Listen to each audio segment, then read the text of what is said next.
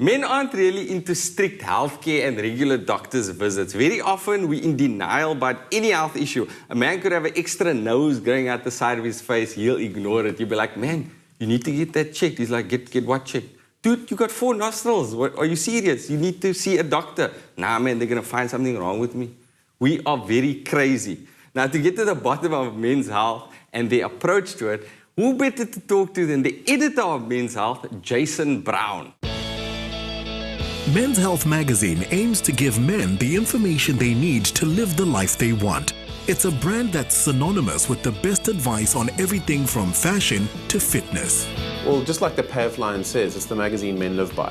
And what we mean by that is that it's a manual. It's kind of a source book for men when they're looking for information for and about men. And the reason why we say that is because everything is useful, actionable, accessible. And that's what we try and encapsulate in every single issue across all the editorial pillars: fitness, health, weight loss, sex and relationships, tech, gear, all the things that make up a man's life. Jason, thank you so much for being here on Doctor's Orders. Great to be Welcome here. to the show. Thank you. Why do you think men tend to overlook their health? I think it's a hero complex. I think we don't want to admit when something's wrong, so we'd rather hide it. I think men have always been like this, and we're hoping to get to the bottom of it and trying to reveal that it's actually a bad thing to do. What we should be doing is looking at health as something more holistic.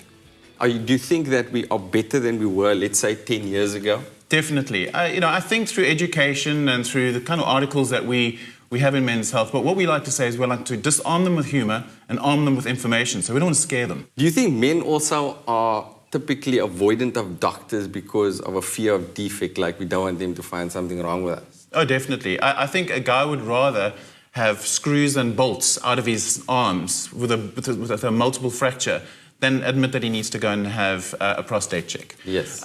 Which is ridiculous. We need to kind of debunk a lot of these myths around health. But I also think the notion of health has changed. You know, we talk about traditional health things, but health is a lot more than that. Health is not just the traditional heart, testicular cancer, prostate cancer. There's the serious things which I think we should know about through the ages. But I think health for me has been defined differently. So now we're finding that the food choices that we make, organic foods, yes. Finding foods from source, yes. craft beer, healthy beer. Who knew yes. about that? Yes. These are all healthy choices. Heart disease, which is one of the biggest killers at the moment in South Africa and in the world. How do you think men are handling this threat? I think we're increasing our exercise, we're increasing our awareness about food. But I think what we should be doing more is going for regular checks. We spoke about it earlier. Guys aren't doing that regular check. They aren't realizing that heart attack and heart disease are the number one killer yes. For men in the Western world. So a regular check, especially in your age group, knowing what the risks are in your age group is the first thing to do. And the way we approach it in Men's Health is very much from an educational prevention point of view. Yes. We don't want to preach. Yes. In actual fact, we'd rather show them stories and tell them stories about guys who've overcome things. So telling them the story, disarming them, and then arming them with the information. Do you have any examples of inspirational stories? Yes, we do. In actual fact, coming up in the next issue, in the August issue, we speak to 6 South African old guys. Yeah. Old guys that have overcome disease and who are still fit.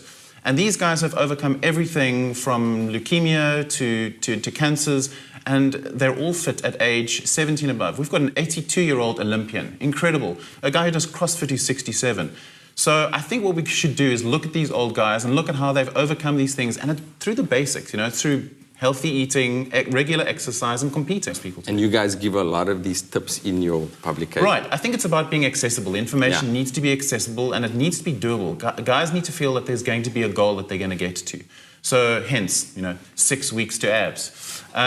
What we'd like to do is that to get those guys to build up to that, so they're not scared about going into a gym, but they really want to be able to do the work. They should be able to do the work and to know how to do it. Do you think I could get abs in 6 weeks? Absolutely. For real? For real. Can I challenge you? Yes, you can challenge me. Okay. On Doctor's Orders. Thank you so much, Jason. Thank you very for much. joining.